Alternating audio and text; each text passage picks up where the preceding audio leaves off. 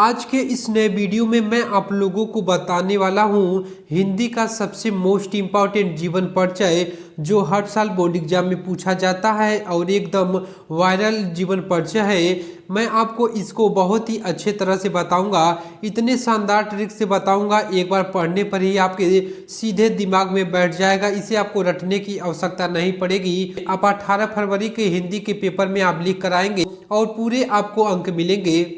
इसमें मैं आपको लिखने का ट्रिक बताऊंगा कि यदि आपको याद नहीं रहेगा तब भी आप आसानी से लिख सकते हैं और बहुत ही कम समय में आपको पूरे जीवन परिचय को बहुत ही अच्छे तरह से बताऊंगा। तो यहाँ पर सबसे पहले पेपर में देख लेते हैं कि किस तरह से पूछता है और कितने नंबर का होता है। तो यहाँ पर आप देख सकते हैं 26 के क नंबर में यहाँ पर लेखकों का जीवन परिचय दिया रहता है। ये आपके 5 नंबर के होते हैं। यहाँ पर आप देख सकते हैं सबसे पहला ही नंबर दिया है जयशंकर प्रसाद। यह मोस्ट इम्पोर्टेंट है, तो मैं आपको बहुत ही अच्छे तरह से बताता हूँ। तो सबसे पहले आप जिस कवि या लेखक का जीवन परिचय को आप लिखेंगे तो सबसे पहले इस तरह से काली पेन से बीच में लिखेंगे, इसे आप अंडरलाइन जरूर करेंगे। उसके बाद यहाँ पर आप जीवन परिचय का हेडिंग डालेंगे। तो सबसे पहले आप पेज के राइट साइड में इस तरह से एक फ्लो चार्ट बनाएंगे। इसमें आप इम्पोर्टेंट चीज़ों को लिखेंगे, जैसे कि नाम, जन्म स्थान, माता पिता, भाषा, मृत्यु, यानी कि जो एकदम सही हो, एकदम क्लियर याद हो, उसे ही आप यहाँ पर लिखेंगे। क्योंकि जब एग्जामिनर कॉपी को चेक करता है तो सबसे पहले इसी फ्लो चार्ट में वह देखता है कि बच्चे ने क्या क्या लिखा है, सही लिखा है कि नहीं। वो इसी से समझ जाता है कि यह टॉपर स्टूडेंट है, इसे सभी चीज़ों का नॉलेज है। तो वह यह जीवन परिचय को बिना पढ़े ही आसानी से आपको पूरे अंक दे देगा। तो सबसे पहले यहाँ पर आप फ्लो चार्ट में लिखेंगे काली पेन से नाम। तो नाम क्या है? जयशंकर प्रसाद का हम जीवन परिचय को लिख रहे हैं, तो इसे आप नीली पेन से लिखेंगे। उसके बाद यहाँ पर आप जन्म लिखेंगे, सन 1889 ईस्वी में हुआ था। उसके बाद यहाँ पर जन्म स्थान लिखेंगे, यानी कि कहाँ पर इनका जन्म हुआ था, तो काशी उत्तर प्रदेश में हुआ था। उसके बाद यहाँ पर आप लिखेंगे पिता का नाम, तो इनके पिता का क्या नाम था? देवी प्रसाद था। उसके बाद यहाँ पर आप लिखेंगे माता का नाम, यानी कि इनके माता का क्या नाम था? मुन्नी देवी था। तो उसके बाद यहाँ पर आप भाषा लिखेंगे। यहाँ पर आप भाषा, इनकी भाषा कौन सी है? हिंदी, संस्कृत, उर्दू, फारसी। उसके बाद यहाँ पर आप मृत्यु यानी कि निधन लिखेंगे कि इनकी निधन कब हुई थी, तो 1937 ईस्वी को हुई थी। उसके बाद यहाँ पर आप रचना को भी लिख सकते हैं। तो मैं आपको इस फ्लो चार्ट की मदद से आपको बताऊंगा कि कैसे आपको जीवन परिचय लिखना है। बस आपको इतने पॉइंट को आपको याद करना है तो आप आसानी से लिख सकते हैं। तो यहाँ से आप लिखना स्टार्ट करेंगे। जयशंकर प्रसाद का जन्म काशी, यानी कि काली पेन से आप इसे लिखेंगे, यानी कि आप काशी को काली पेन से लिखेंगे, क्योंकि जो इंपॉर्टेंट चीजें होती है इसे काली पेन से लिखते हैं। यहाँ पर जो आपने फ्लो चार्ट में नीली पेन से लिखा है, इसे ही आप जब जीवन परिचय को लिखेंगे तो इसे आप काली पेन से लिखेंगे। काशी के प्रसिद्ध वैश्य परिवार में 30 जनवरी 1889 ईस्वी को हुआ था। इनका परिवार सिंधु साहू के नाम से प्रसिद्ध था। प्रसाद जी के पिता का नाम क्या था? देवी प्रसाद।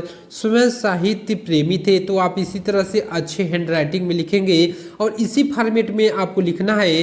तो एग्जामिनर आपको पूरे नंबर देगा, एक भी नंबर को नहीं काट सकता है। इसलिए आप वीडियो को पूरा अंत तक अच्छे से देखेंगे और वीडियो को लाइक के साथ हाइप जरूर करेंगे। उसके बाद यहाँ पर आप लिखेंगे इस प्रकार प्रसाद जी को जन्म से ही साहित्य वातावरण प्राप्त हुआ। प्रसाद जी ने 9 वर्ष की आयु में ही एक कविता की रचना की, यानी कि वो जब 9 वर्ष के थे तभी एक कविता की उन्होंने रचना कर दी थी, जिसे पढ़ के उनके पिता ने उन्हें महान कवि बनने का आशीर्वाद दिया था। प्रसाद जी ने बालकाल यानी बाल ही अवस्था में ही अपने माता पिता के साथ देश के विभिन्न तीर्थ स्थानों की यात्रा की थी, यानी कि आप इसी तरह से लिखेंगे, अच्छे हैंडराइटिंग में लिखेंगे। और आगे आप लिखेंगे कुछ समय बाद ही इनके माता पिता की मृत्यु हो गई। इनकी शिक्षा और दीक्षा का प्रबंध बड़े भाई श्री शंभुनाथ जी ने किया था। सर्वप्रथम इनका नाम क्वींस कॉलेज में लिखाया गया था, किंतु वहां इनका मन नहीं लगा और घर पर ही योग शिक्षकों से अंग्रेजी और संस्कृत का अध्ययन करने लगे। जब वह 17 वर्ष के थे तभी बड़े भाई शंभुनाथ जी की मृत्यु हो गई थी। इन्होंने 3 शादियां भी की थी, किंतु तीनों ही पत्नियों की असमय मृत्यु हो गई थी। इसी बीच इनके छोटे भाई की मृत्यु हो गई। इन सभी असामयिक मौतों से यह अंदर ही अंदर टूट गए। संघर्ष और चिंताओं ने स्वास्थ्य को बहुत ही हानि पहुंचाई।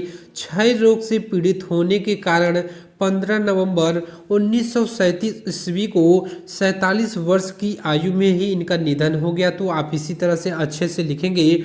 उसके बाद यहाँ पर आप रचनाएं को जरूर लिखेंगे।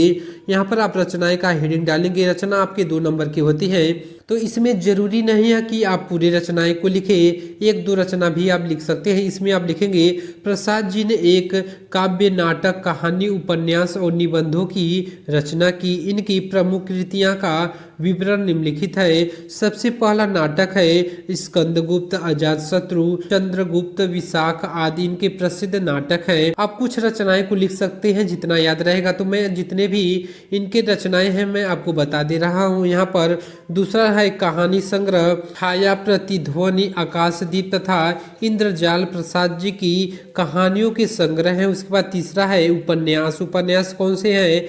कंकाल, तितली और इरावती है। अपूर्ण प्रसाद जी ने अपने इन उपन्यासों में जीवन की वास्तविकता का आदर्शोन्मुख चित्रण किया है। उसके बाद निबंध आप लिखेंगे। चौथा नंबर निबंध संग्रह, काव्य, कला तथा अन्य निबंध है। 5वां आप लिखेंगे काव्य। इनकी काव्य कौन सी है? कामायनी, महाकाव्य, आंसू आदि प्रसिद्ध काव्य है। उसके बाद यहाँ पर आप देख सकते हैं। उसके बाद यहाँ पर आप लिखेंगे साहित्य में स्थान, यानी कि इनका साहित्य में कौन सा स्थान था। तो आप लिखेंगे साहित्य में स्थान। प्रसाद जी छायावादी युग के जनक तथा युग परिवर्तक रचनाकार है। बहुमुखी प्रतिभा के कारण इन्होंने मौलिक नाटक, श्रेष्ठ कहानियां, उत्कृष्ट निबंध और उपन्यास लिखकर हिंदी साहित्य की श्री वृद्धि की है। तो आप इसी तरह से अच्छे से लिखेंगे और आप इसी फॉर्मेट में आप लिखेंगे तो एग्जामिनर आपके एक भी नंबर को नहीं काट सकता है, आपको पूरे 5 में 5 अंक देगा। तो मैं यदि वीडियो पसंद आए तो वीडियो को आप ज़्यादा से ज़्यादा अपने दोस्तों के पास शेयर करेंगे।